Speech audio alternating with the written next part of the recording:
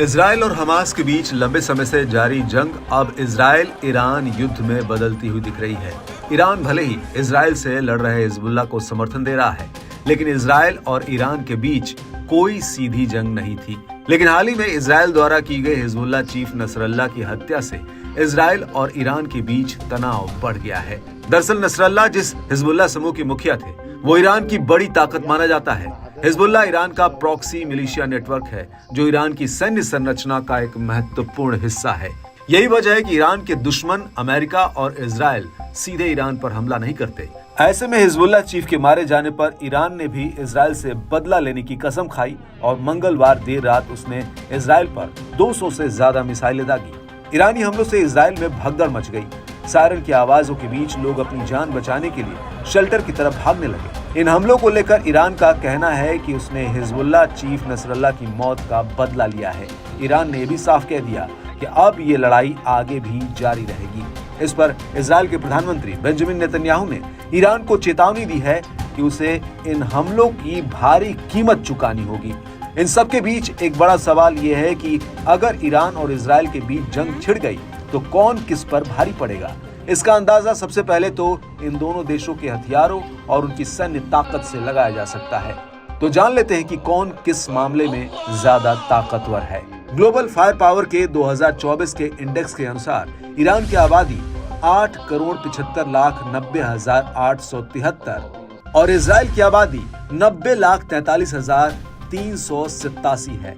यानी ईरान की आबादी इजराइल की तुलना में लगभग 10 गुना ज्यादा है। इसी के साथ ही ईरान के पास सैनिकों की संख्या भी काफी ज्यादा है।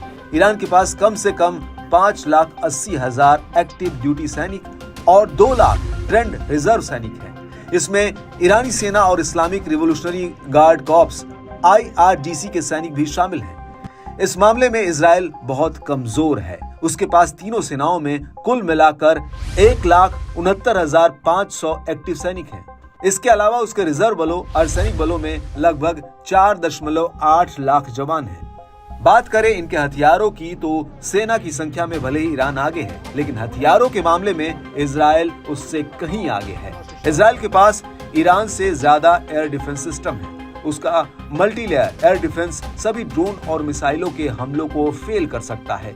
ग्लोबल फायर पावर इंडेक्स के आंकड़ों के मुताबिक इजराइल के पास कुल 612 विमान हैं। वहीं ईरान के पास 551 विमान ही है। इजराइल के पास एक से बढ़कर एक आधुनिक लड़ाकू विमान है। वहीं ईरान के पास मॉडर्न लड़ाकू विमानों का अकाल है। हालांकि मिसाइलों के मामले में ईरान आगे है। एक रिपोर्ट के मुताबिक पूरे पश्चिम एशिया में ईरान के पास बैलिस्टिक मिसाइलों और ड्रोन का सबसे बड़ा भंडार है। इसमें क्रूज और एंटी शिप मिसाइलें भी हैं। ईरान के पास इजराइल की तुलना में टैंक भी काफी ज्यादा है। इजराइल के पास जहां 1,370 टैंक है, वहीं ईरान के पास 1,996 टैंक हैं। लेकिन इजराइल के पास टैंक भले ही कम है, लेकिन ईरानी टैंकों की तुलना में उसके पास ज्यादा आधुनिक टैंक है। नेवी के मामले में दोनों ही कुछ खास नहीं है, लेकिन ईरान के पास छोटी बड़ी सहित 67 नाव हैं और 19 पनडुब्बियां हैं। वहीं इजराइल के पास 101 नाव और 5 पनडुब्बियां हैं। बात करें न्यूक्लियर पावर की तो इसमें इजराइल आगे दिखता है। एक रिपोर्ट के मुताबिक इजराइल के पास 80 परमाणु हथियार हैं। इनमें से लगभग 30 ग्रेविटी बम हैं, जिन्हें विमान से गिराकर हमला किया जा सकता है। बाकी जो बम हैं, उन्हें मिसाइलों द्वारा छोड़ा जाता है। अब आखिरी में बात करें ईरान की एक स्मार्ट सैन्य संरचना की, जो उसकी बड़ी ताकत है। वो है उसका प्रॉक्सी मिलिशिया नेटवर्क। उसके इस प्रॉक्सी मिलिशिया में लेबनान में हिजबुल्लाह, यमन में हूती, सीरिया और इराक में मिलिशिया, गाजा में हमास और फिलिस्तीन में इस्लामिक जिहाद शामिल है। वो इन सभी को ट्रेनिंग और हथियार देता है। इन्हें ईरान की सेना का हिस्सा नहीं माना जाता, लेकिन ये ईरान के लिए युद्ध करने को हमेशा तैयार रहते हैं और जरूरत पड़ने पर ये सभी ईरान की मदद के लिए साथ आ सकते हैं। वैसे भी गाजा में इजराइल के लिए हिजबुल्लाह बड़ी मुसीबत है। उसी के चलते इजराइल वहां बहुत ज्यादा मनमानी नहीं कर पा रहा है। यही हिजबुल्लाह उसके मंसूबों पर बार बार पानी फेर देता है।